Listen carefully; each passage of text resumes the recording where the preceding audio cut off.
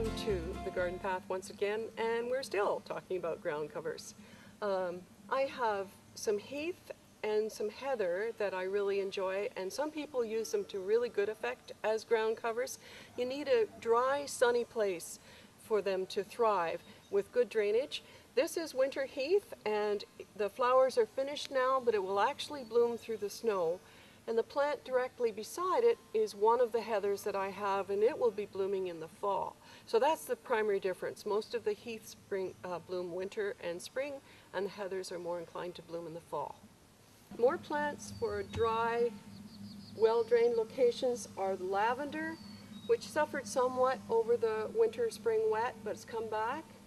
And 2 junipers at the back of the garden really enjoy dry conditions, and I use them to hold the soil on that bank so that I don't have a lot of erosion.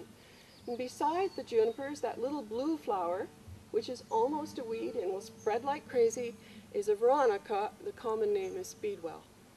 Before we talk about some of the shade lovers that I have behind me, I'd like to mention sweet fern, which really enjoys a dry, well-drained area.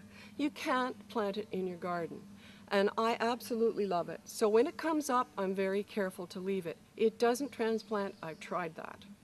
In the shady, damp garden, I have more painted ferns. I also have some Japanese forest grass, which grows really well and spreads throughout, and it's a lovely texture, and it's easy enough to contain that I don't worry about it spreading. And beside the Japanese forest grass, there is sweet woodruff, and it is sweet. It has a lovely scent, and it too is very strong. Some of these plants I'm using to occupy the ground and cover the ground until I have something I'd rather have there.